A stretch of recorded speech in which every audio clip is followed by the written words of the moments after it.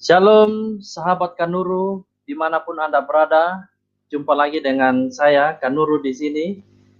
Terima kasih untuk teman-teman yang sudah menantikan program atau acara malam hari ini, di mana pada malam hari ini kita akan bersama-sama mengikuti sebuah materi yang akan disampaikan oleh Pak Gratia Pelo atau Pak pemilik dari channel Inyo Manis. Jadi teman-teman, ini adalah sebuah topik yang sangat menarik sekali, karena dalam topik ini kita akan melihat bahwa sebenarnya di dalam literatur Islam banyak sekali catatan-catatan yang mendukung bahwa Rasul Paulus itu adalah seorang rasul. Oleh karena itu, topik ini adalah topik menarik, maka saya minta teman-teman untuk segera membagikan link ini sebanyak-banyaknya ke akun media sosial teman-teman, di Facebook, di grup WhatsApp, agar siaran ini boleh menjangkau sebanyak mungkin orang, ya, karena ini adalah topik yang menjawab tuduhan-tuduhan teman-teman Muslim selama ini yang sering kali memberikan tuduhan tanpa dasar bahwa Rasul Paulus itu adalah yang membelokkan pengajaran kekristenan. Dan malam hari ini dengan bukti-bukti otentik, bukti-bukti terpercaya, Pak Gracia Pelo, seorang apologet Kristen yang selama ini telah memberikan pengajaran-pengajaran, materi-materi yang sungguh-sungguh luar biasa dengan dasar-dasar yang kuat. Oleh karena itu, teman-teman, malam hari ini kita akan sambut Pak Gracia Pelo. Silakan teman-teman bisa menyapa baik lewat komentar atau nanti secara langsung. Nah, beliau juga akan memberikan ruang bagi kita untuk kita bisa membahas materi ini secara bersama-sama. Baik, kita langsung saja sambut Pak Gracia Pelo. Selain Pak Gracia Pelo, sebelum itu saya juga mau sampaikan, ada Pak Bung Anonymous Apologet juga bersama dengan undang di layar kita untuk menyapa teman-teman sekalian. Shalom Pak Gracia Pelo. Shalom. Selamat Shalom malam semuanya. Bung Anonymous. Shalom, shalom, shalom. Apa kabar nih? Baik, baik, baik. Bagaimana Pak Gracia di Malang? Bagaimana? Apa kabar hari ini? Hari ini saya sangat capek. Waduh, banyak sekali kegiatan ya. Dari kemarin saya capek keliling Surabaya sampai ke Gresik, terus baru siang ini saya datang ke Malang. Terus menyiapkan PPT tadi barusan jam 12 untuk materi live streaming kali ini. Wow, luar biasa sekali ya. Di tengah-tengah kesibukan masih memberi kita kesempatan untuk malam hari ini ya. Saya secara pribadi sangat-sangat mengucapkan terima kasih, salut untuk Pak Gracia Pelo yang boleh memberi kita waktu bersama dengan sahabat Kanuru di kesempatan malam hari ini. Baik, tanpa perpanjang kata, saya pikir mungkin saya memberi waktu kepada Pak Gracia Pelo mungkin memperkenalkan diri atau langsung kepada materi kita, karena Pak Gracia Pelo bukan lagi sosok yang baru di dunia YouTube ya, dengan apa yang dilakukan di channel Inyo Manis. Sudah banyak teman-teman Muslim atau teman-teman Kristen yang mengenalnya. Baik, saya persilakan langsung kepada Pak Gracia Pelo. Halo, saya tidak perlu mengenalkan diri karena tadi sudah dibilang sebagian orang sudah mengenal saya. Saya langsung ke materi aja ya. Ke materi mengenai tafsir-tafsir Al-Quran tentang Paulus. Kenapa saya memilih tema malam hari ini? Karena tema ini sedang giat-giatnya diviralkan oleh polemikus Muslim untuk menolak, menuduh Paulus bukan rasul, dia rasul palsu yang tidak perlu dipercaya. Oleh karena itu saya akan tunjukkan dari tafsir Al-Quran dari yang tertua sampai tafsir yang terkini, bahwa di dalam dunia Islam banyak sekali tafsir-tafsir Al-Quran yang mengakui Paulus dia adalah rasulnya Tuhan Yesus. Apakah sudah keluar di layar? Di tempat saya belum, tapi ada yang katakan sudah keluar. Oh, hilang lagi, Pak. Boleh Sekarang saya keluarkan. ditambahkan lagi, Pak? Oke, saya tambahkan lagi ya. Baik. Sudah keluar? Oke, saya add to screen. Ya, sudah, Pak. Oke, Puji saya Tuhan, mulai sudah. ya. Saya tegaskan bahwa di dalam dunia tafsir Al-Quran, sejak tafsir yang tertua di dalam Al-Quran, sampai tafsir yang terkemudian di hari-hari abad-abad terakhir ini, nama Paulus berkali-kali disebut dari berbagai macam tafsir, dan semua mengakui Paulus yang di abad pertama adalah rasul utusannya Yesus Kristus. Tapi saya akan mulai dulu. Paulus menurut Kristen ya. Saya permisi minum dulu. Paulus menurut Kristen. Di dalam Alkitab, semua orang Kristen aliran apapun mengakui Paulus adalah rasul yang besar yang terbanyak menulis surat-surat di dalam Perjanjian Baru. Memang ada yang pernah mempermasalahkan Paulus, bahwa Paulus di dalam Galatia pasal 2 ayat 11 sampai 14 konflik dengan Petrus. Namun masalahnya dibesar-besarkan, diopinikan bahwa Petrus dan Paulus tidak sejalan, berbeda pandangan, berbeda doktrin. Saya katakan itu tidak benar. Masalah Petrus dengan Paulus di Galatia pasal 2 itu karena Petrus melakukan kemunafikan. Sebelum rombongan murid-muridnya Yakobus datang ke Antioquia, Petrus membaur dengan orang-orang Kristen Yahudi dan orang-orang Kristen non-Yahudi. Duduk makan bersama dengan Kristen yang bersunat dan makan duduk bersama dengan Kristen yang tidak bersunat. Namun begitu rombongan orang-orang Kristen dari muridnya Rasul Yakobus datang di Antioquia, Petrus pura-pura jaim, berubah sikap, tidak berbaur, tidak menyapa, munafik lah intinya. Di saat itu Petrus ditegur sama Paulus. Kalau kita baca di Galatia 2 ayat 11 sampai 14, Paulus menegur kemunafikan Petrus di depan semua orang yang hadir. Di hadapannya Petrus, di hadapan murid-muridnya Yakobus, di hadapannya Barnabas, di hadapan orang-orang Kristen baik yang bersunat dan yang tidak bersunat di Antioquia. Ditegur di depan umum. Namun, menariknya, di saat pemimpin semua rasul, Petrus pemimpin semua rasul ditegur oleh Paulus, tidak ada bantahan, tidak ada bantahan balik terhadap Paulus yang menegur Petrus. Artinya apa? Memang Petrus melakukan kesalahan. Dan tegurannya Paulus diterima sama Petrus, iya aku keliru. Bahkan Petrus yang ditegur di depan semua orang, ditegur di hadapan murid-muridnya Yakobus yang datang dari Yerusalem, ditegur di hadapannya Barnabas, ditegur di hadapannya orang-orang Kristen yang bersunat dan yang tidak bersunat di Antioquia kala itu. Petrus malah menuliskan surat di 2 Petrus 3 ayat 15 dia bilang apa?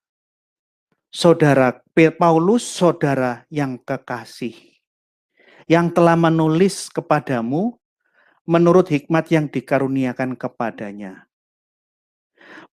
Petrus tidak dendam, tidak marah sama Paulus yang negur dia karena memang Petrus khilaf.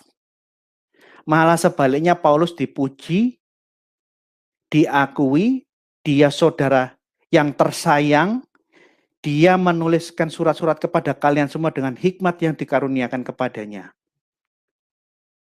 Dan bukan hanya Petrus yang mengakui Paulus, menghormati Paulus. Paulus juga diakui, dihormati oleh Lukas. Bahkan Lukas menuliskan kisah para rasul, itu seakan-akan biografi bagaimana perjalanannya Paulus sejak dia bertobat dan sampai dia keliling-keliling menginjil ke seluruh dunia. Dua rasul, Petrus dan Lukas, menulis secara eksplisit tentang ketokohan Paulus. Sekarang kita masuk ke periode setelah zaman para rasul. Jikalau para rasul mengakui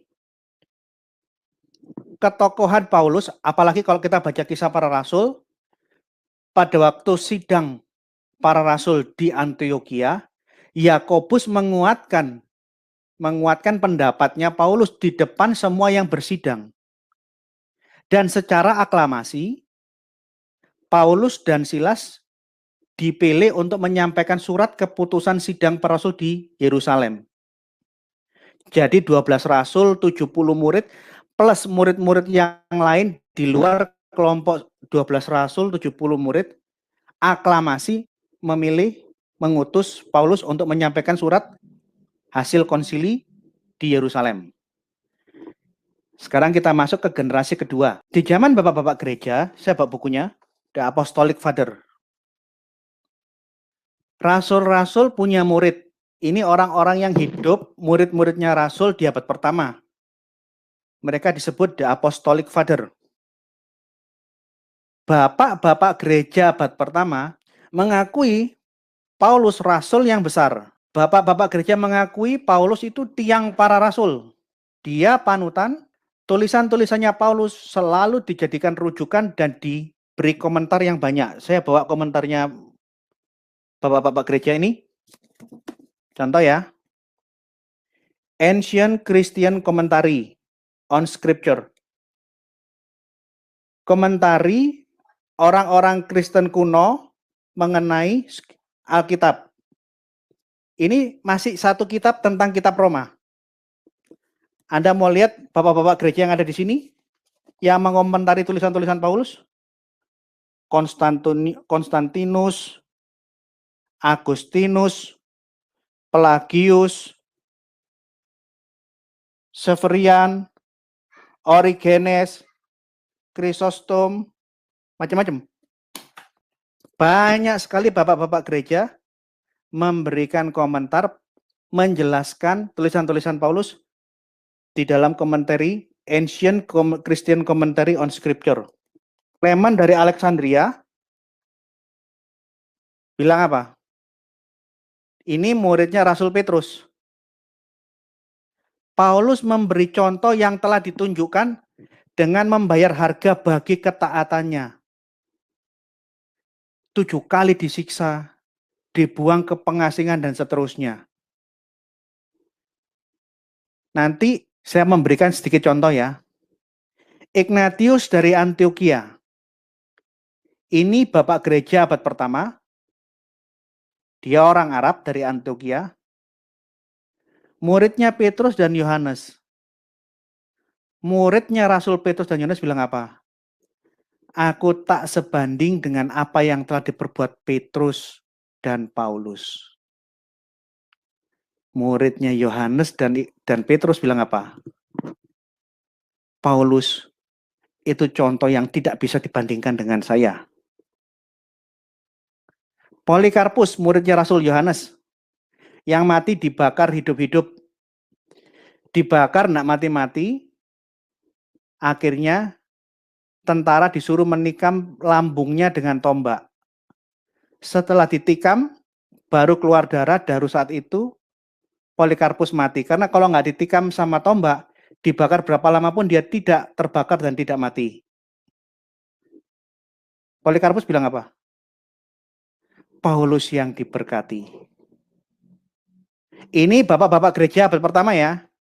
Kalau bapak-bapak gereja di atas abad pertama, di dalam Ancient Commentary, bapak-bapak gereja mulai dari abad pertama, kedua, ketiga, keempat, kelima, keenam, ketujuh, muncul semua di sini.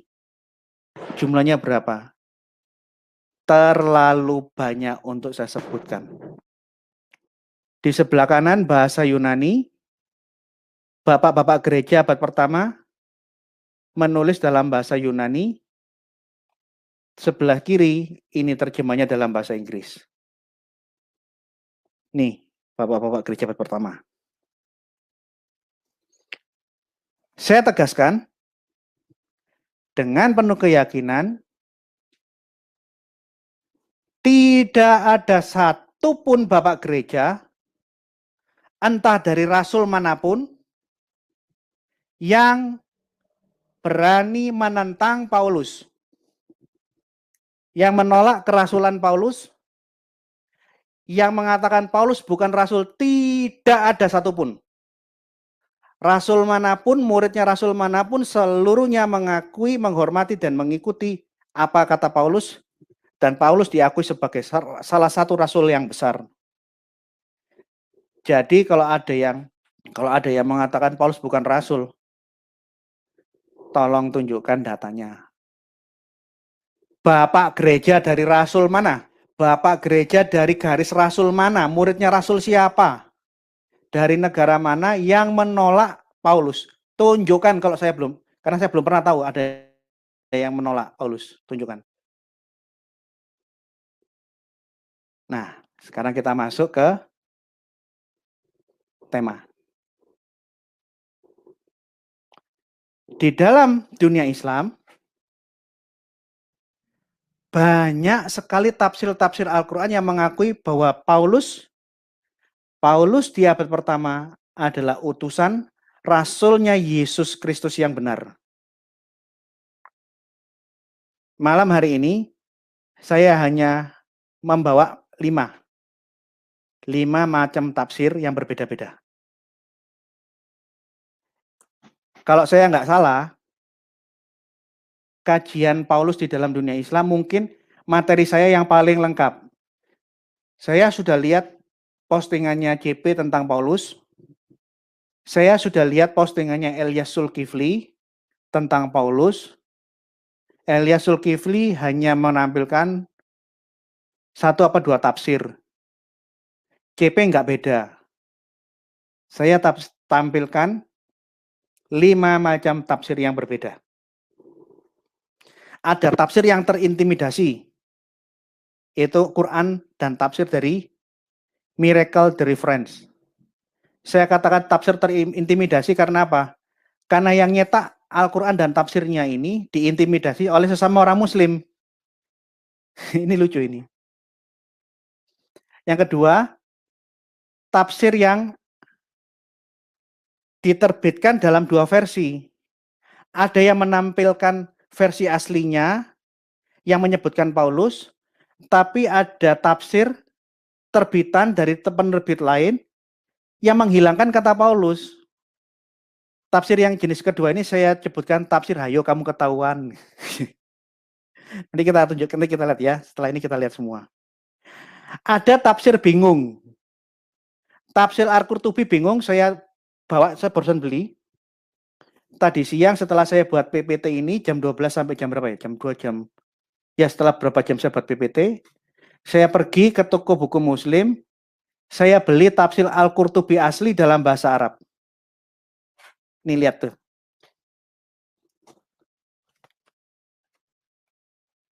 Ini tafsir Al-Qurtubi. Barusan saya beli. Saya belum punya uang, tapi karena gara-gara acara ini, saya beli dengan kartu kredit. Saya berhutang in the name of Jesus, kredit kartu kredit. Supaya bisa punya tafsirnya Al-Qurtubi. Kedua, tafsir tertua dalam dunia Islam, tafsir Ibnu Juraij mengakui kerasulan Paulus. Ibnu Juraij itu tafsir tertua dalam dunia Islam yang mana ya? Yang satu zaman ini, tafsir tertua Islam ada 2. Ibnu Juraij sama Muqatil bin Sulaiman. Ini tafsir tertua sebelum tafsir At-Tabari. Kalau Muqatil bin Sulaiman saya punya, karena ada yang jual di Indonesia. Kalau Ibnu Juraid saya belum punya karena saya belum ketemu dijual di Indonesia. Sekarang kita bahas satu persatu ya. Yuk kita bahas, ini menarik ini. Tafsir yang terintimidasi. Ini tafsir yang terintimidasi. Miracle the Reference. Terbitan pertama tahun 2010 pada saat di surah Yasin ditulis, saya bukakan ya, di surah Yasin jelas-jelas kata Paulus muncul.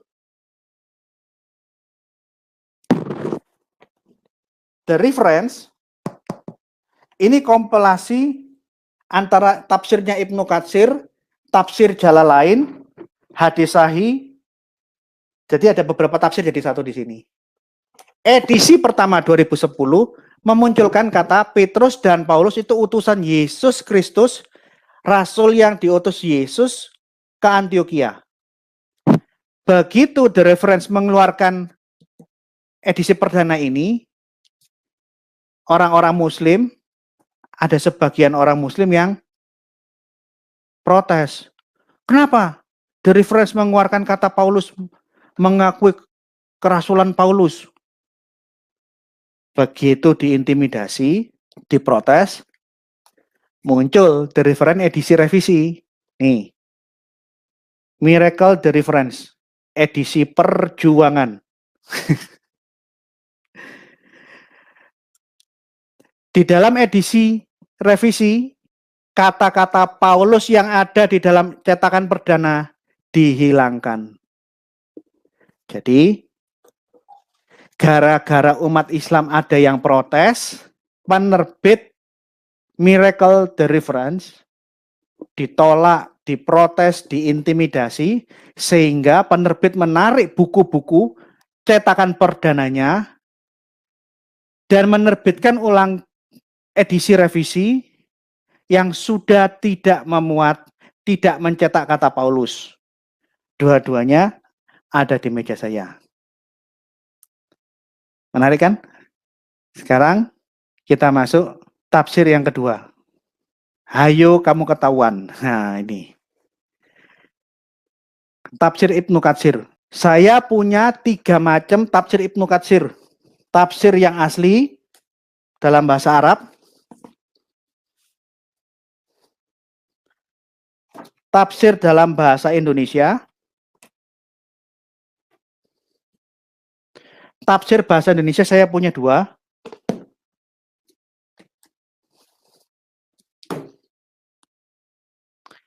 Dari sini saya akan tunjukkan bahwa di antara buku-buku Ibnu Katsir, tafsir Ibnu Katsir yang saya tunjukkan ini, ada tafsir Ibnu Katsir yang sengaja menghilangkan kata Paulus, yang tidak jujur. Ini contohnya. Ini penerbitnya Sinar Baru Al-Gesindo. Tafsir Ibnu Katsir terbitan Al-Gesindo, tulisan Ibnu Katsir yang menyebut kata Paulus tidak ada dan sengaja dihilangkan. Kenapa? Karena di dalam bahasa aslinya, ini yang bahasa asli,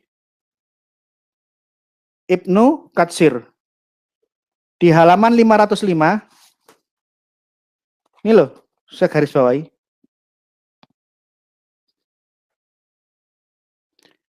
Di dalam tafsir Ibnu Katsir yang asli dalam bahasa Arab, jelas-jelas tertulis Bulus dan Petrus. Tertulis.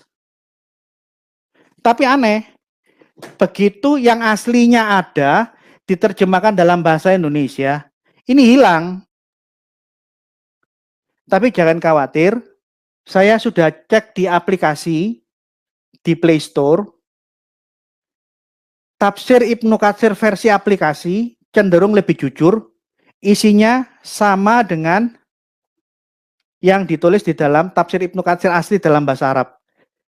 Di dalam terjemahan tafsir Ibnu Katsir yang versi aplikasi, nama Petrus, Yohanes, Yohana, Yahya atau Yohana atau dan Paulus, Bulus ditulis. Tapi tidak semua penerbit tafsir Ibnu Katsir itu tidak jujur, enggak. Saya punya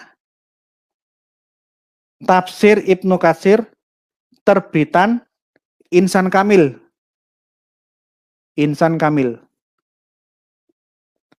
Ini terbitan yang jujur. Yuk kita lihat ya. Nih. Di dalam terjemahan tafsir Ibnu Katsir, sama-sama terjemahan, tapi terbitannya Insan Kamil ditulis begini. Pada halaman berapa ini? Halaman 526, buku 8, tafsir Ibnu Katsir terbitan Insan Kamil, volume 8, halaman 526, terjemahannya jujur saya bacakan ya. Nama kedua rasul yang diutus, pertama adalah Syamun itu Simeon atau Simon atau Petrus, dan Yohana. Yohana itu Yahya atau Yohanes. Sedangkan yang ketiga adalah Bulias. Bulias, Bulus, Bulis itu bahasa Arabnya untuk Paulus. Yohanes bahasa Arabnya Yohanna atau Yahya. George bahasa Yunaninya George, Gregorius, bahasa Arabnya Girgis. Paulus, Bulus atau Bulias atau Bulis. Nama rasul yang ketiga adalah Bulias atau Bulus atau Paulus. Negeri yang dituju tersebut adalah Antakia atau Antioquia. Ini saya sebut tafsir hayo kamu ketahuan. Yang ini jujur, tafsir yang ini tidak jujur, ketahuan. Ada juga lagi tafsir kamu ketahuan yang kedua. Enak kalau ngomong sama saya, enak. Karena saya ngomong tidak hanya bersilat kata, berargumentasi, bermain logika. Saya enggak terlalu banyak pintar ngomong-ngomong kayak begitu ya. Saya itu orangnya sederhana, enggak banyak pikiran, enggak banyak kurang pandai bersilat kata ya. Saya hanya punya data-data, saya tunjukkan. Nih, dua buku ini sama. Ini tafsir surah Yasin dari Syekh Hamami Sajdah. Tapi ini ketahuan. Yang di sebelah kanan saya yang saya pegang ini, ditulis dalam Arab gundul. Ini Arab gundul. Kata Paulus tidak ada di dalam tafsir Syekh Hamami Sajdah di sini. Tidak ada. Tapi muncul dalam tafsir Syekh Hamami Sajdah yang penerbitnya seperti ini. Nih. Halaman 54. Nih ya. Halaman 54. Nih.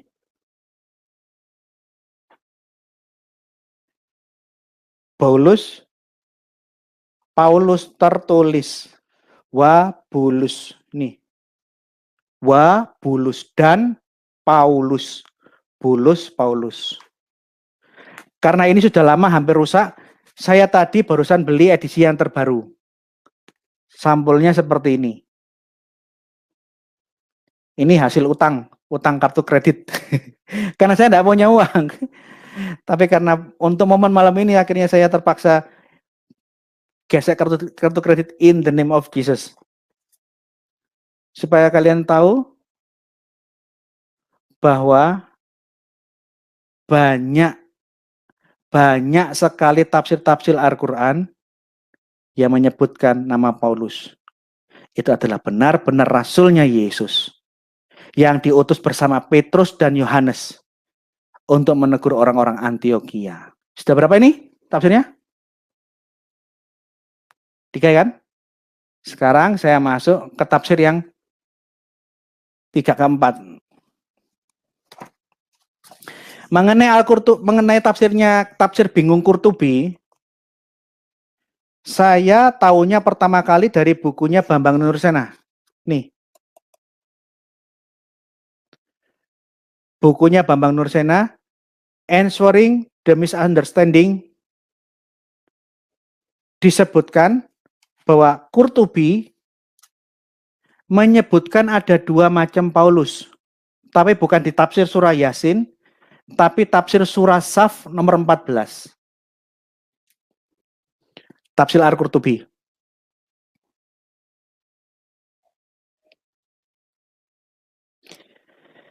Pertama kali disebut ada Paulus yang benar.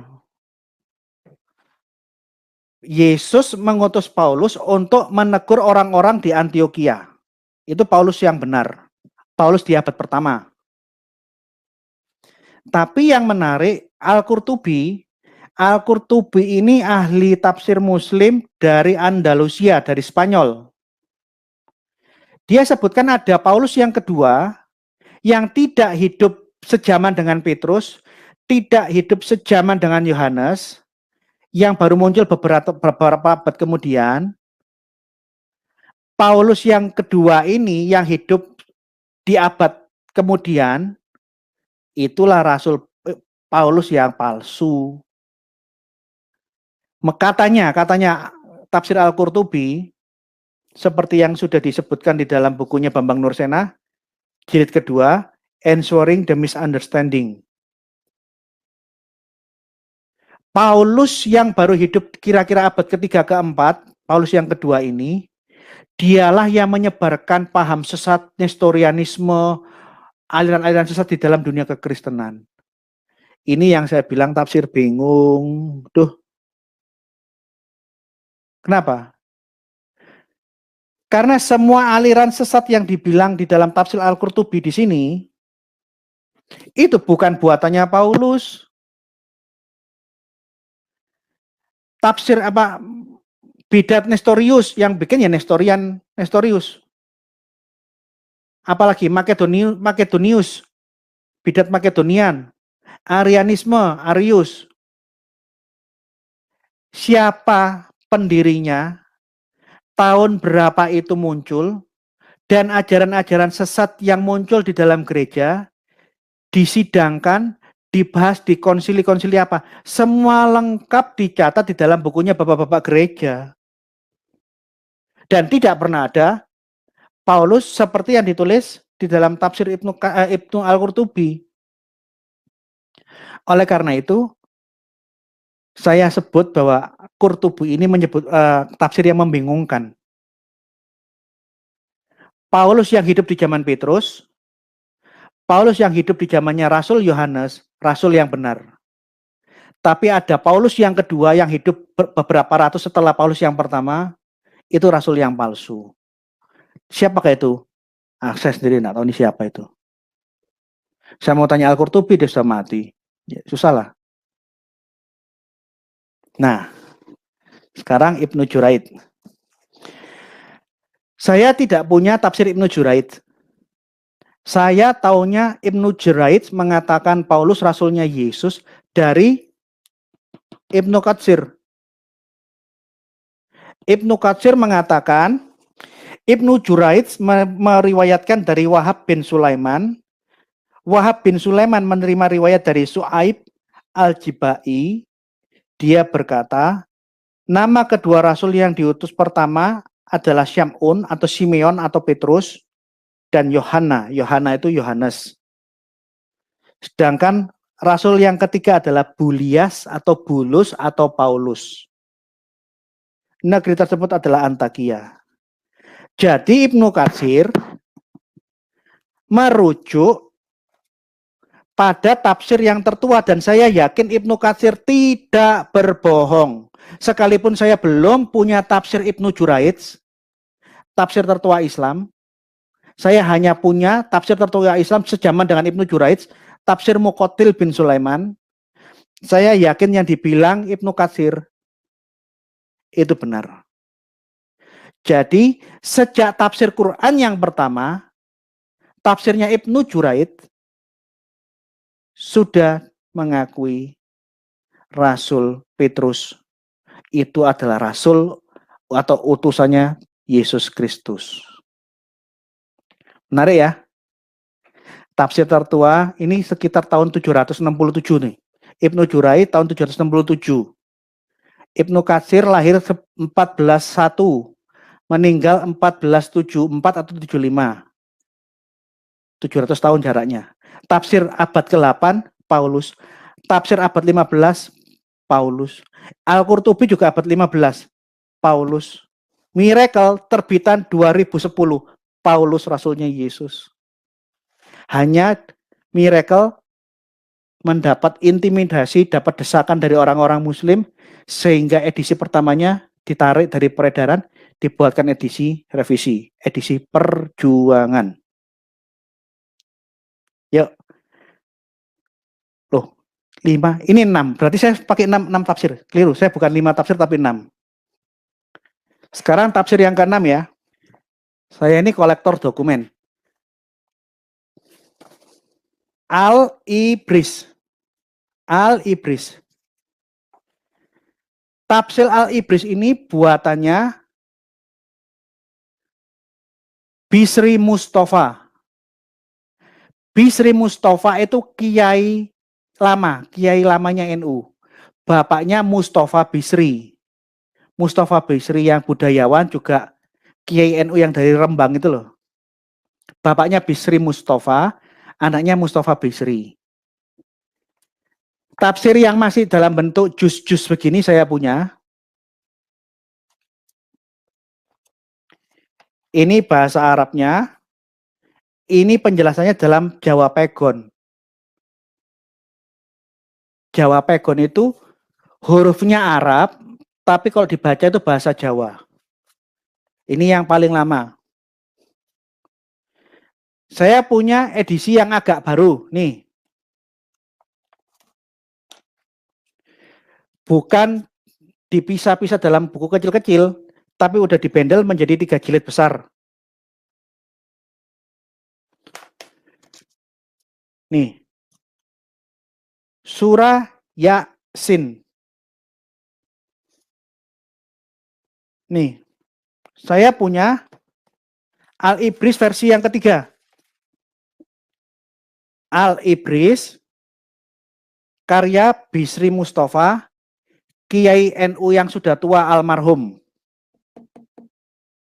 Ini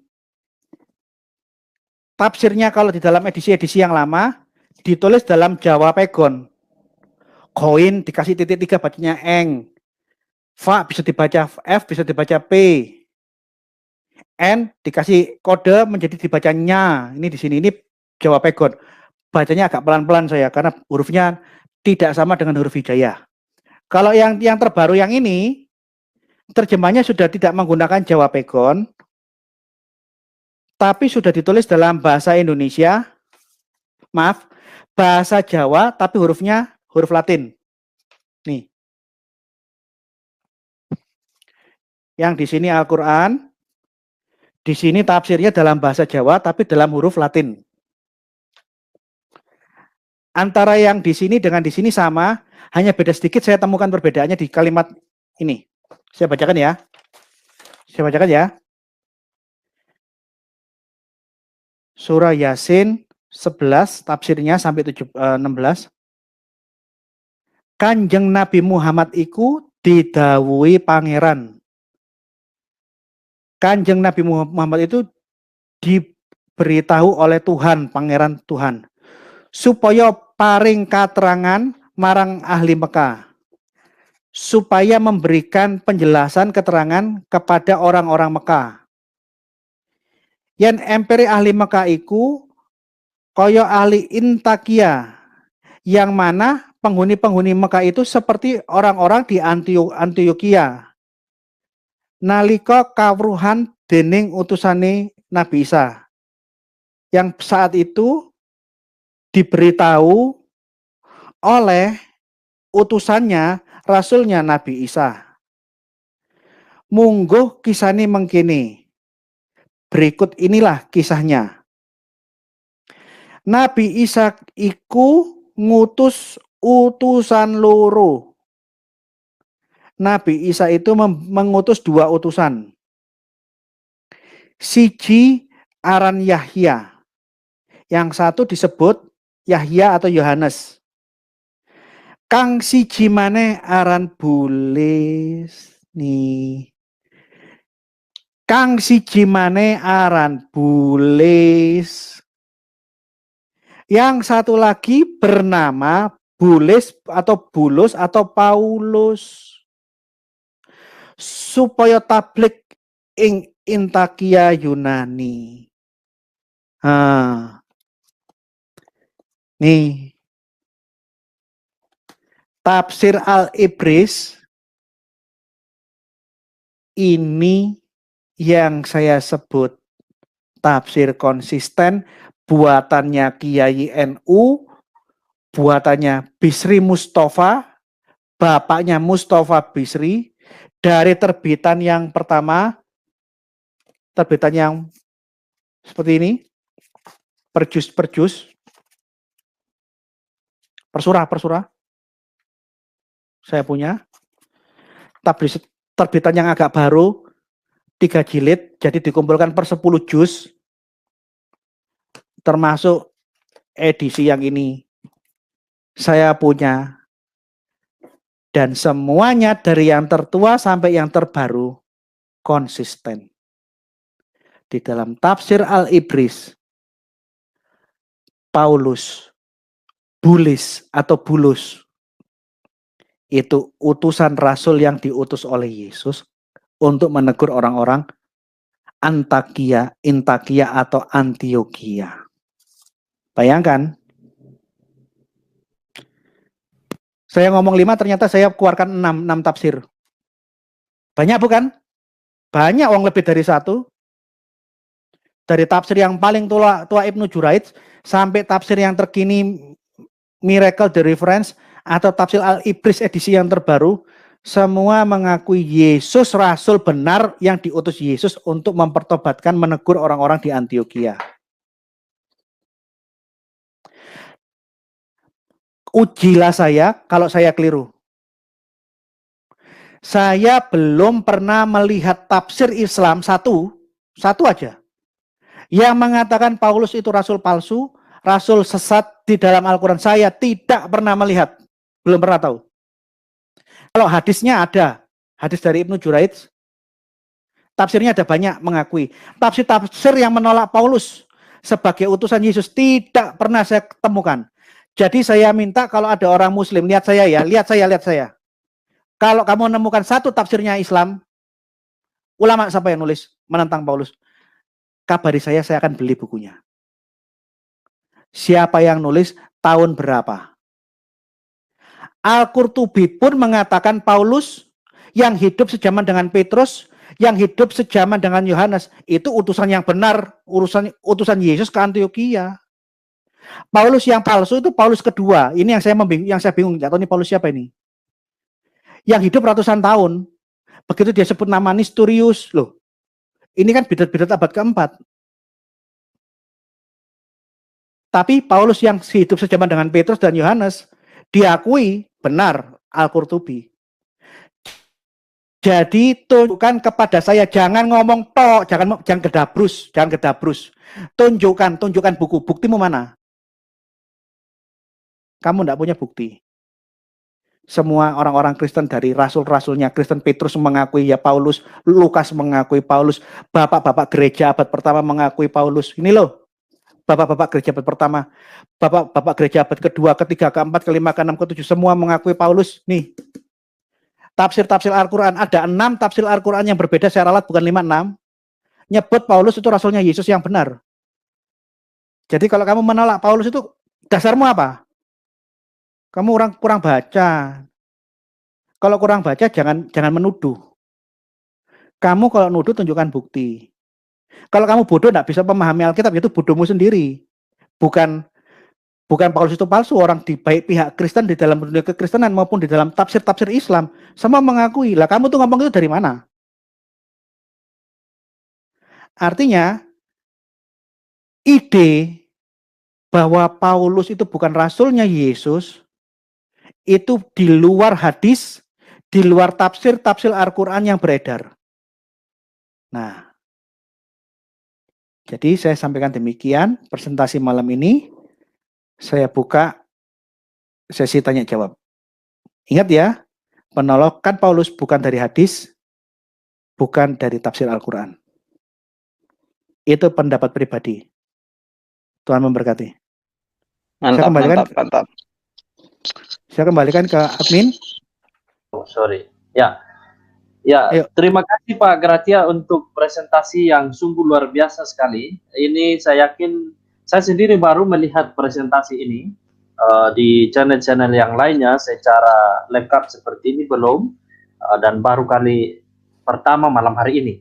Nah, mungkin saya akan mewakili teman-teman yang barangkali ada yang bertanya mengenai hal ini.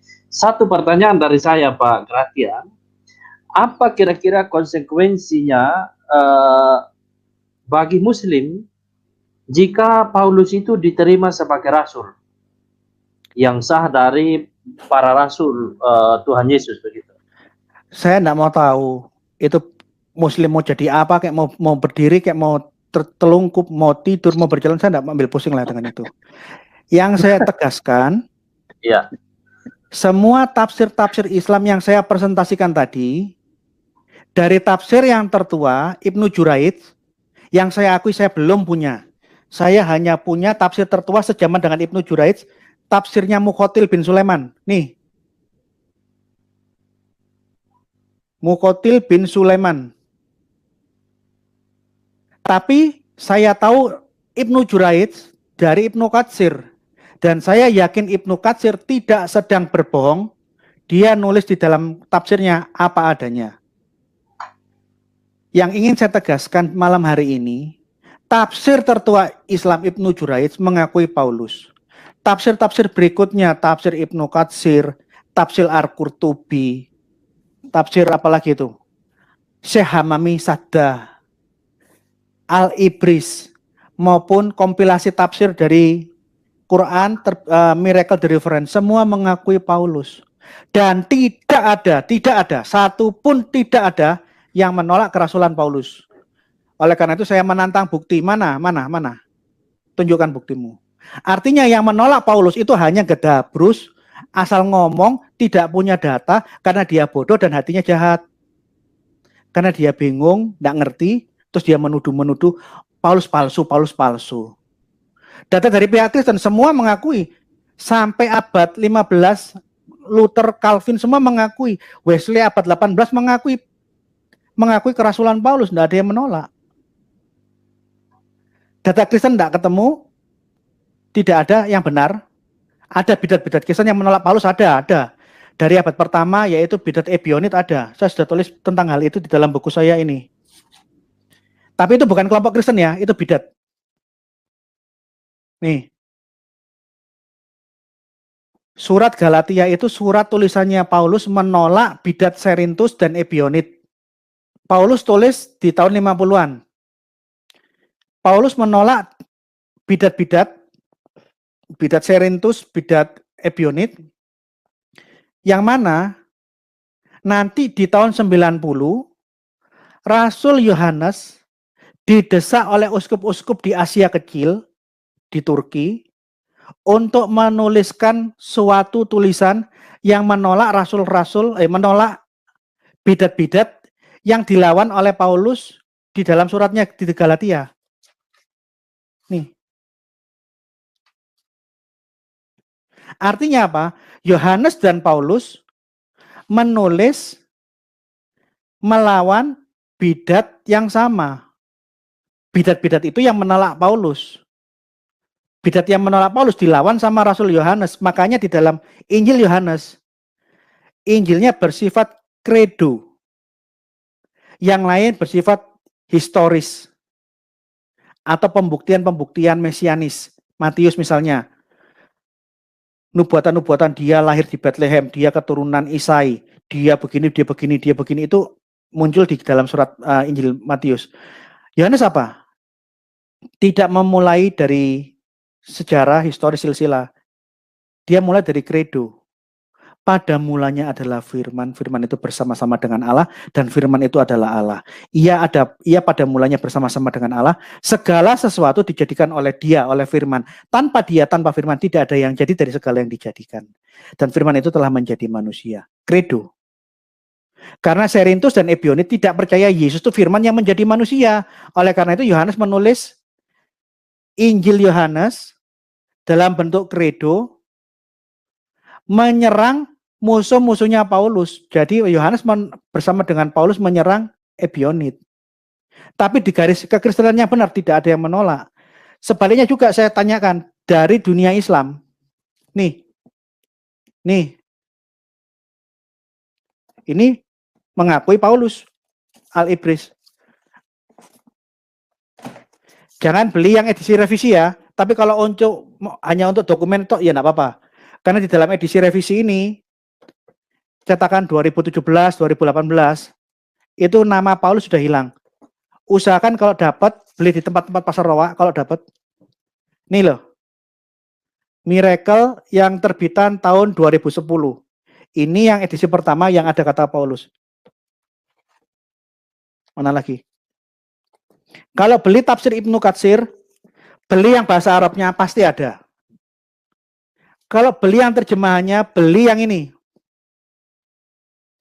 Terbitan Insan Kamil. Tapi kalau sebagai koleksi dokumen, tafsir yang menghilangkan kata Paulus dari terbitannya Algesindo seperti ini, tolong dibeli. Supaya Anda punya dua dokumen. Ini yang tidak jujur, yang ini tidak jujur, yang ini jujur. Nih, dua-duanya punya. Ini jujur, ini tafsir yang tidak jujur sengaja menghilangkan kata Paulus. Nah, jadi saya tegaskan yang menolak Paulus adalah orang-orang Muslim yang tidak berpendidikan, yang kurang baca buku, yang hatinya memang jahat, niatnya hanya untuk mencela kekristenan. Karena dari baik pihak Kristen maupun pihak Muslim, semuanya mengakui Paulus itu rasul yang benar, rasulnya Yesus kok. Nggak ada masalah. Lanjut, yang lain. Baik. Luar biasa. Jika tafsir Al-Quran mengakui dan menyebut Paulus adalah rasul atau utusan Yesus selain dari Petrus dan Yohanes yang pergi ke kota Antioquia, maka informasi yang dihembuskan polemikus Muslim bahwa Paulus adalah rasul palsu, bukan rasul yang sesuai ajaran Yesus, itu infonya dari mana, Pak? Yang jelas bukan dari dunia Islam.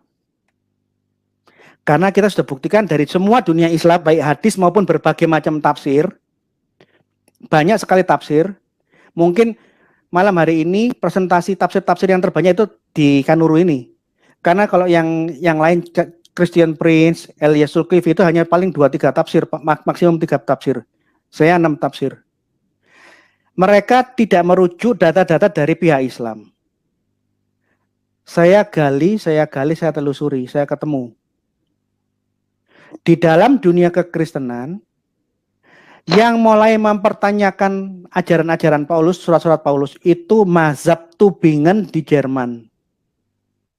Mazhab Tübingen ini baru muncul di abad 19. Kelompok Kristen liberal. Kristen liberal itu Kristen, namanya Kristen, tapi dia sudah ateis. Kristen liberal tidak bisa dianggap sama dengan Kristen yang lain, karena kita semua percaya Tuhan itu ada, Roh Kudus itu ada, yang adikodrati, yang supranatural, yang divine itu ada. Tapi Anda kalau ngomong dengan teolog-teolog liberal, sekalipun dia mengaku Kristen, dia tidak percaya yang adikodrati, yang divine, yang ilahi, itu tidak ada. Tuhan tidak eksis. Tuhan itu hanya ada dalam tataran ide, dalam tataran konsep. Tapi wujudnya, eksistensinya tidak ada. Teolog-teolog ateis inilah yang mulai mempermasalahkan Pauline Christianity dikonfrontasikan dengan Petrist Christianity. Jadi dia mengutip karena kebodohan-kebodohan teolog liberal, dia baca Galatia pasal 2, Paulus dan Petrus bertentangan, Terus dia mengambil kesimpulan, wah berarti teologinya Paulus dan teologinya Petrus ini tidak sama. Dari situ,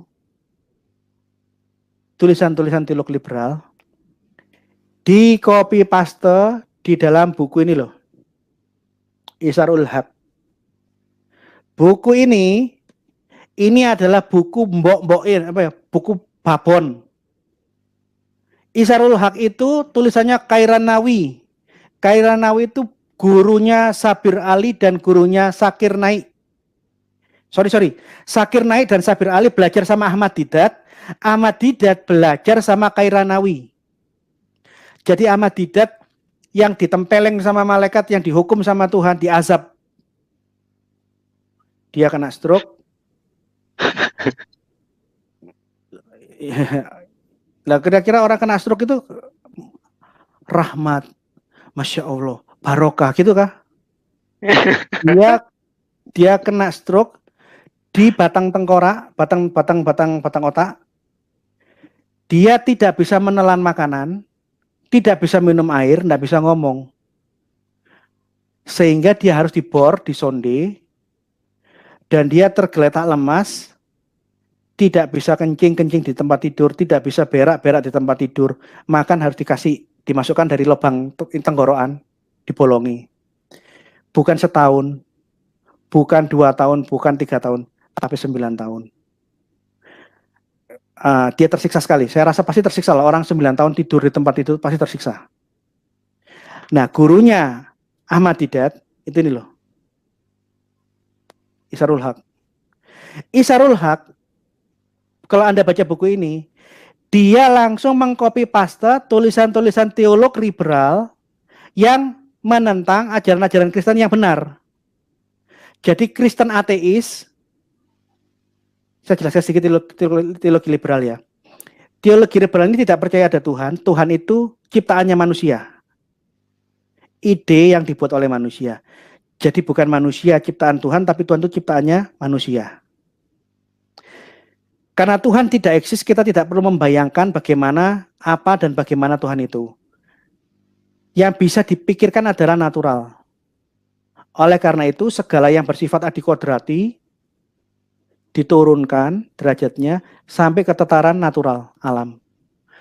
Lah yang alam inilah yang baru bisa dipikirkan oleh manusia. Oleh karena itu nama lainnya teologi liberal itu teologi natural. Artinya dia tidak percaya yang ilahi, dia hanya percaya yang alamiah. Tulisan-tulisan orang Kristen yang ateis, teologi natural, teologi alamiah, yang menolak konsep ada sesuatu yang adikodrati, itu yang di copy paste di sini. Begitu di copy paste oleh Kairanawi, diajarkan ke Ahmad Didat mengajarkan ke Zakir Naik dan Sabir Ali. Akhirnya semua mengacu, semua pusatnya dari buku ini. Jadi kalau mau menghadapi polemikus muslim yang menolak Paulus, baca bukunya Kairanawi. Begitu kita baca Kairanawi, oh dia menggunakan cara pandangnya kelompok-kelompok teologi ateis. Kalau kita bisa menjawab tulisan-tulisan bodohnya teologi-teologi orang-orang teolog ateis, semua yang dikembangkan oleh orang muslim saat ini lewat semua. Mantap. Oke, Pak. Jadi sumber yang menentang Paulus bukan dari dunia Islam. Bukan dari tafsir, bukan dari hadis. Ini bukan hadis. Ini bukan tafsir Al-Quran. Ini derajatnya di bawah hadis, di bawah tafsir Al-Quran. Tapi yang menarik, buku yang derajatnya di bawah hadis, nih ya, buku yang derajatnya di bawah hadis, di bawah tafsir Al-Quran, malah ini yang dipakai seakan-akan lebih tinggi dari tafsir dan hadis. Ini yang saya kadang-kadang tidak bisa mikir, ini orang-orang muslim ini pikirannya gimana toh? Buku yang bukan hadis, iya kan, otaknya mungkin sudah berkarat itu. Konkretnya ya. Karena dia cari-cari kesalahannya orang Kristen, tidak ketemu-ketemu, ada buku yang, terus terang saya bilang ini buku sampah ini, buku sampah. Tapi buku-buku sampah ini saya harus koleksi untuk saya lihat bau busuknya di mana toh, kotornya di mana, saya bisa lihat. Jadi mereka menggunakan buku-buku dari situ. Dan nggak ada yang baru, tidak ada yang baru dari dunia polemikus Muslim, semua ya dari buku itu isinya. Itu Pak Kanuru, apakah ada pertanyaan yang lain, Pak? Mungkin dari teman-teman di dalam kolom komentar. Soalnya tadi saya lihat juga ada yang bertanya, meskipun ada kadrun-kadrun juga yang tanyanya pertanyaan-pertanyaan bodoh. Apa pertanyaan bodohnya, kasih tahu apa? Ada yang berkata, di mana Paulus disebutkan dalam perjanjian lama? Itu yang namanya otak. Tafsir Al-Quran itu jauh lebih pinter dari pertanyaannya si goblok, orang Muslim si goblok itu. Al-Qutubi meskipun tafsir bingung, dia bilang Paulus dan Petrus utusannya Yesus. Artinya apa? Dia hidup di abad pertama. Blok goblok. Kamu tuh loh bacain tafsir Al-Qutubi dulu, biar pinter otakmu. Paulus di perjanjian lama, matamu itu goblok ini. Mana ada orang Paulus di dalam perjanjian lama, dia hidup di abad pertama kok. Jadi kadang-kadang ya repot lah. Iya, benar, ini kita Pak. harus aja berpikir. Lalu Jangan tadi juga saya baca. Kenapa? Ada pertanyaan dia juga seperti ini. Mungkin Pak Grasi bisa tanggapi. Ada lucu-lucu.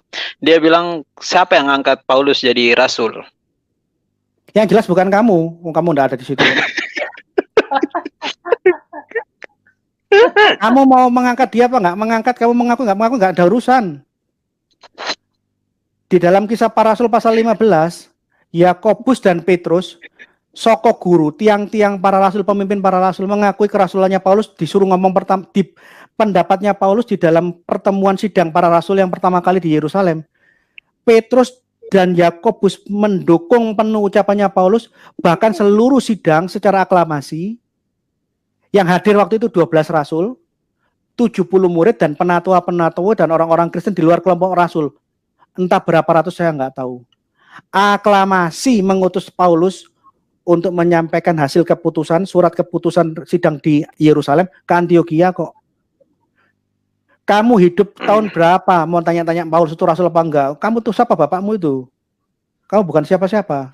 Kamu mau percaya, tidak percaya, kamu mau menerima, kamu nggak ada urusan. Semua orang Kristen di abad pertama, para rasul pun mengakui Paulus, titik. Kamu mau terima, tidak terima, nggak ada urusan buat saya itu. Yang jelas semua tafsir ulama-ulamamu, yang tadi saya baca, semua ulama-ulama Muslim yang saya baca tadi, semua mengakui Rasul Paulus. Kamu ulama aja bukan kok.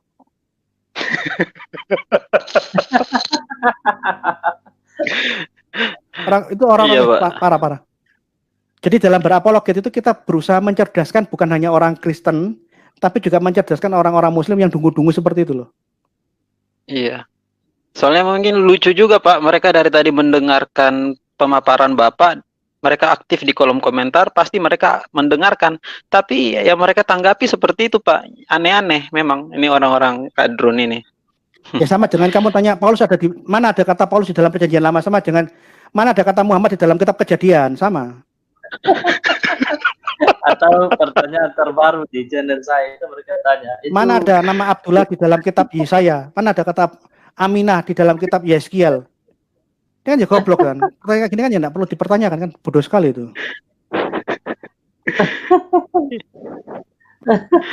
Ya, ini sungguh luar biasa ya.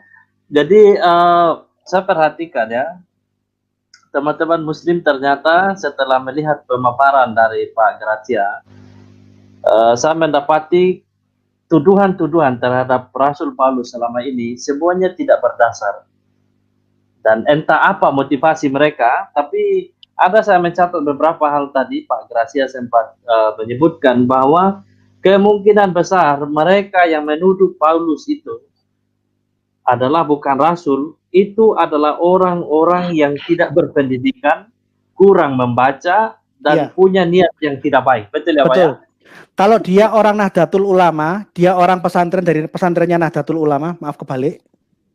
Kalau dia orang Nahdlatul Ulama, dari pesantrennya Nahdlatul Ulama ini, dia pasti tahu bahwa Paulus itu rasulnya Yesus.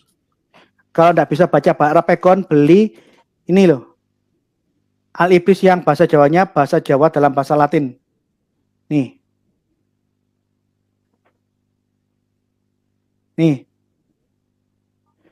Kalau dia Nahdlatul Ulama, dia punya tafsir Al-Ibris atau ibu bapaknya ngaji di pesantren-pesantren, belajar di pesantren-pesantrennya Nahdlatul Ulama yang lama-lama, semua tahu Paulus itu rasulnya Yesus. Jadi yang menolak Paulus itu bukan rasulnya Yesus, itu orang-orang yang tidak berpendidikan. Dia mengacu kepada buku karangannya ateis-ateis di dalam dunia Kristen. Ini loh yang dipakai oleh buku ini. Ini bukan tafsir, ini bukan hadis. Acuannya buku itu. Tapi kalau dia konsisten mengacu di dalam dunia Islam dari hadis dan tafsir, semua ngomong Paulus itu rasulnya Yesus. Ada lagi pertanyaan yang lain? Baik, ini ada pertanyaan. Sebentar Pak Anonymous. Jadi tadi ada pertanyaan salah satu teman kita di grup chat. Saya perhatikan pertanyaan sepertinya sedikit keluar dari konteks kita, yaitu beliau tanyakan bagaimana relasi Paulus itu dengan Gamaliel. Kira-kira Pak Gracia bisa menjawab? Paulus itu muridnya Gamaliel, dan Paulus itu satu-satunya rasul yang tingkatnya rabi. Dari 12 rasul tidak ada rasul yang setingkat rabai.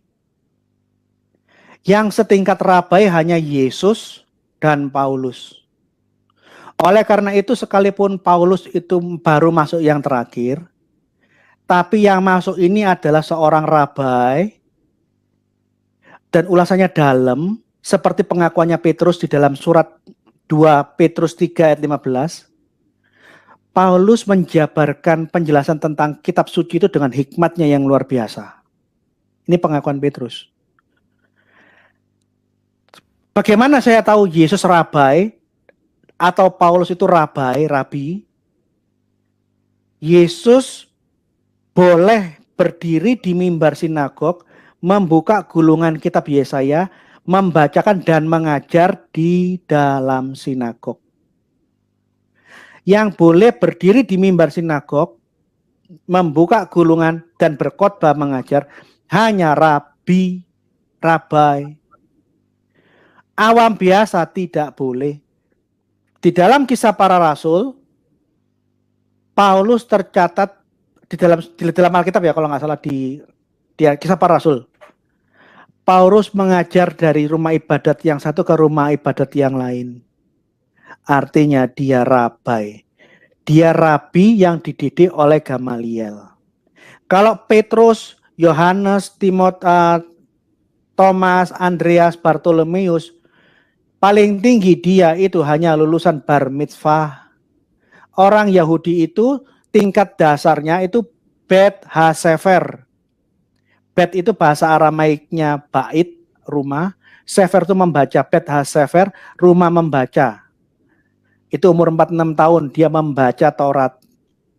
Setelah bisa membaca, disuruh mengingat-ingat, naik tingkat di umur 6-7 tahun, naik tingkat Bet HaMidras.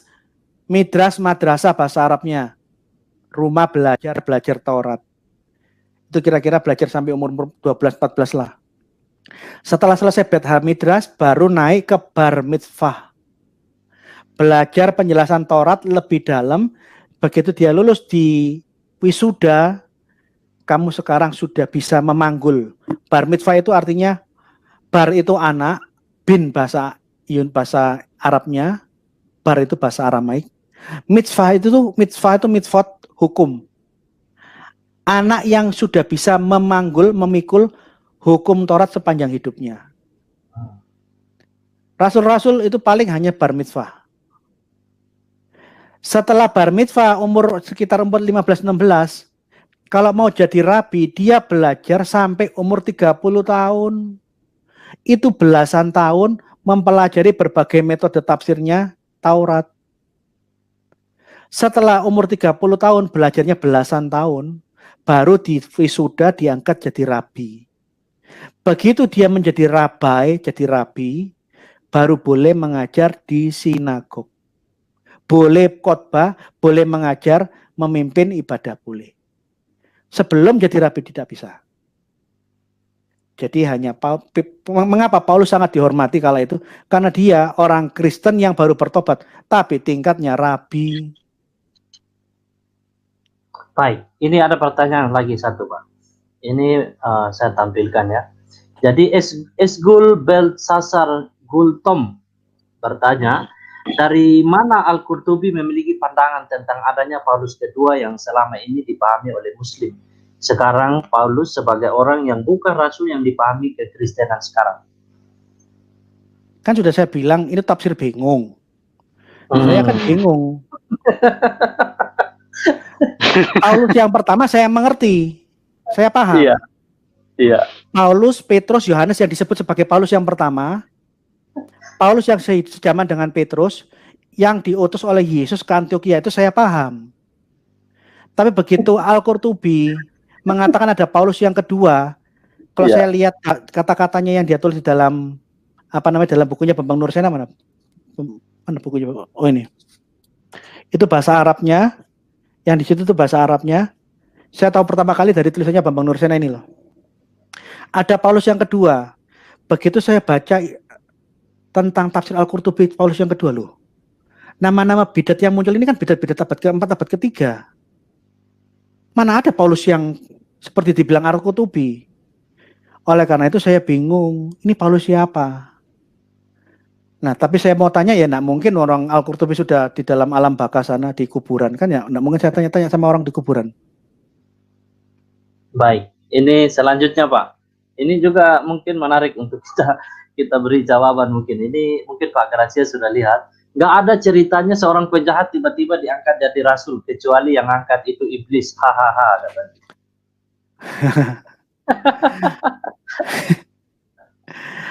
Yang iblis itu ya kamu lah itu. Orang bertobat dari jahat menjadi hamba Tuhan itu banyak. Contohlah saya ini orang nakal. Dulu saya ini nakal, saya ini jahat. Saya bukan orang yang bersih, jujur. Kawan-kawan SMP, SMA, kuliah saya lihat saya berdiri di sini dia kan geleng-geleng. Kok bisa Gracia ngomong kayak begitu sekarang? Kok bisa Gracia seperti ini? Jujur saya ini bukan orang yang bersih loh ya. Masa lalu saya jelek, gelap, hitam, kotor. Tapi orang sekotor saya bisa diubahkan Tuhan loh. Dan banyak sekali cerita, tidak perlu saya jelaskan satu persatu, contohnya banyak sekali orang yang mantan bejat dipakai menjadi alat kemuliaan nama Tuhan itu banyak. Kamu mempertanyakan orang yang bejat dipakai oleh Tuhan, dia bertobat, dipakai oleh Tuhan untuk mengabarkan Injil, mengajarkan kebenaran. Kamu mempertanyakan ini, ya itu aneh. Pertanyaan kayak gitu tidak perlu dipertanyakan, itu aneh sekali itu. Iya, baik. Itu pertanyaan yang diberikan oleh teman-teman kita. Dan kira-kira ada lagi dari Pak Aminumas, Bung Aminumas? Oh, tidak. Dari tadi saya lihat nih, Pak Gracia jadi gini. Mungkin juga terserah Pak Gracia sih. Dari tadi Muslim kepanasan ya. Cuman karena kita juga batasin waktu, Muslim kepanasan. Dia pengen nanya langsung ke Pak Gracia, mana kirim linknya? Saya mau tanya. Kok cuman satu arah begitu? Kamu nanya tidak bakal bisa menang sama saya. Tidak bakal bisa menang. Iya Pak. Kenapa? Semua ulama-ulamamu yang terhormat mengakui Paulus. Lah kamu ulama aja bukan. Andai kata kamu ustadz, kamu harus tunduk sama ulama-ulama ahli-ahli tafsir Al-Quran.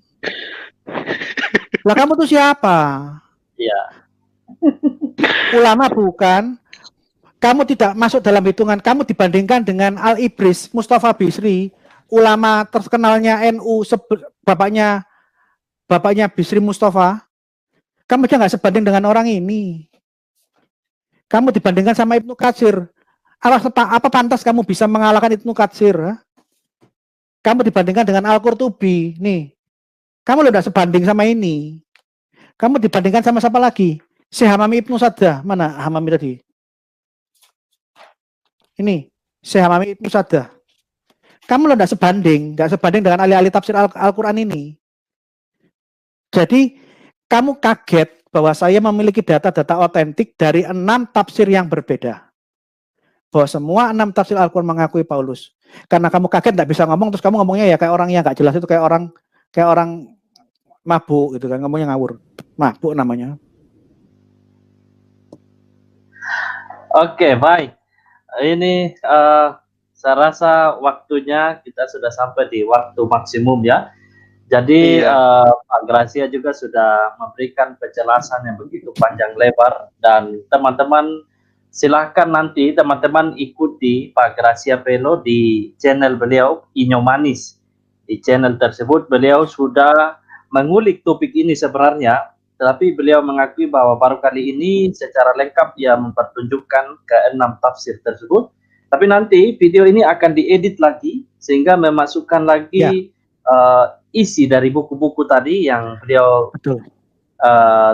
telah tunjukkan. Jadi teman-teman silahkan subscribe channel beliau supaya juga bisa mengikuti setiap video-video yang ia akan tampilkan di channelnya.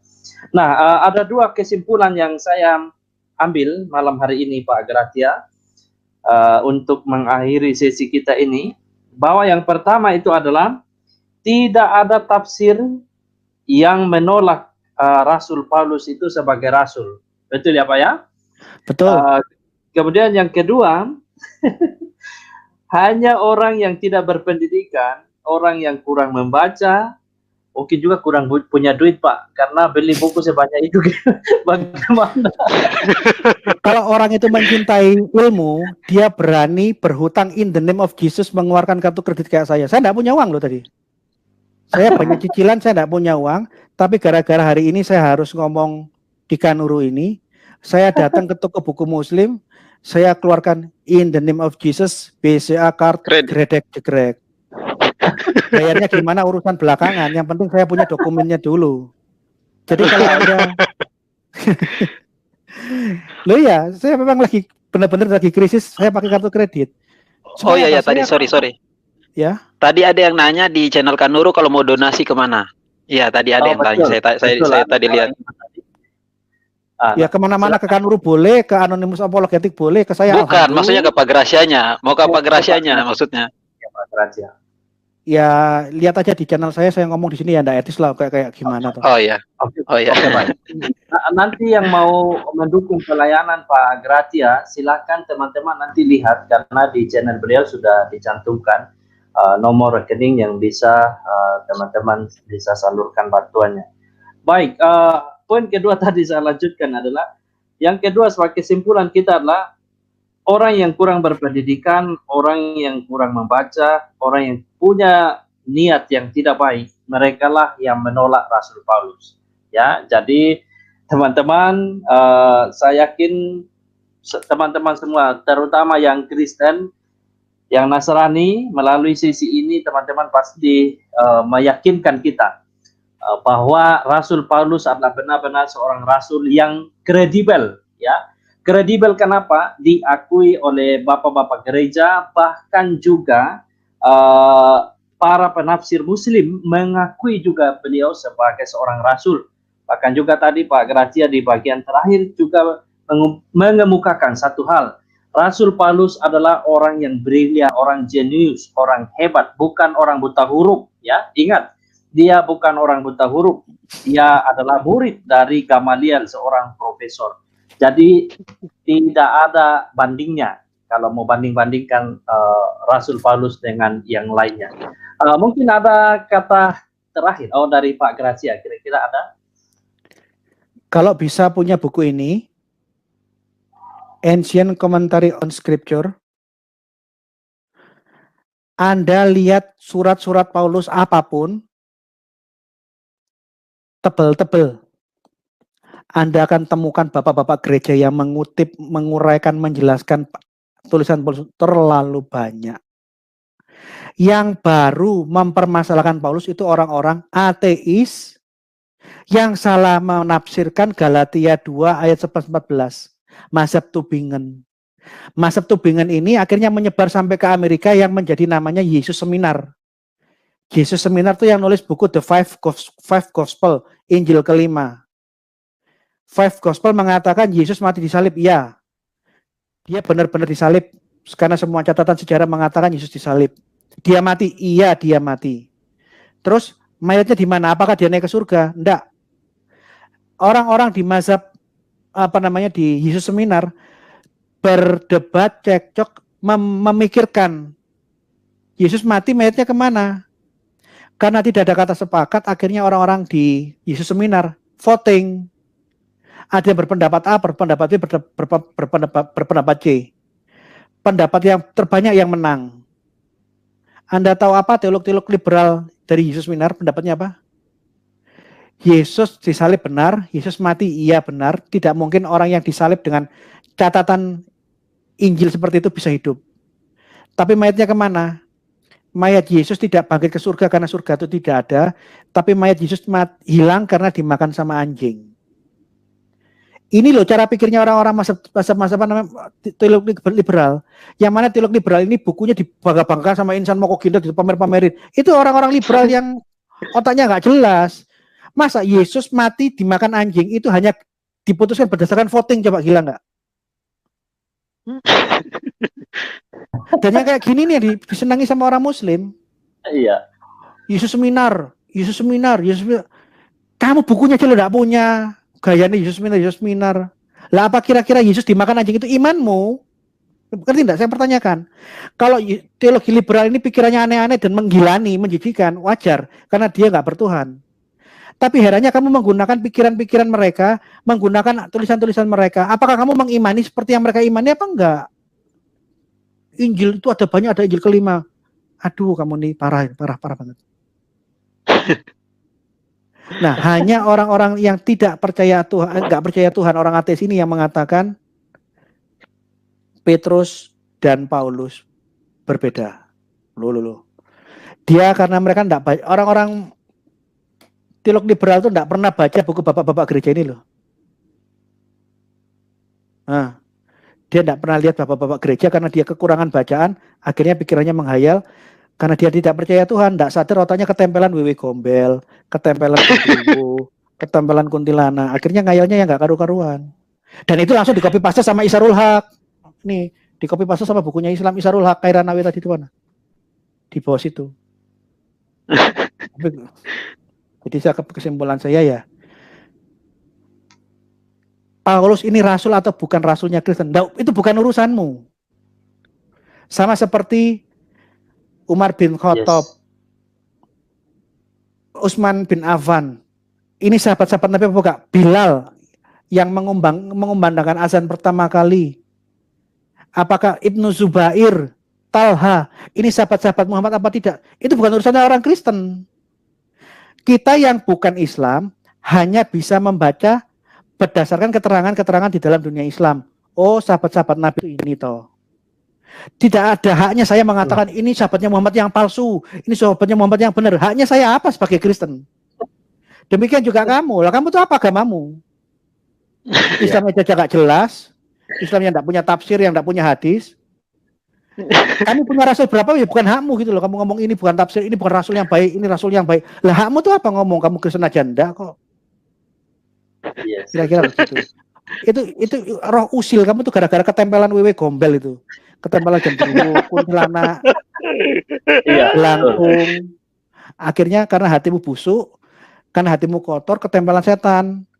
Ulama-ulama ngomong begini, kesusupan setan, kamu ngomongnya sebaliknya yang tidak sesuai dengan ulama-ulamamu. Terus ngapain kamu mencampuri urusan agama Kristen, apa urusanmu gitu loh.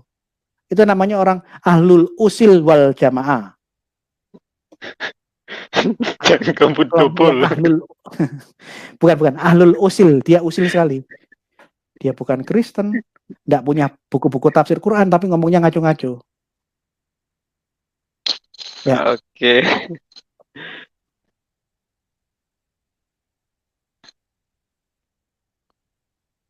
Pak Kanuru?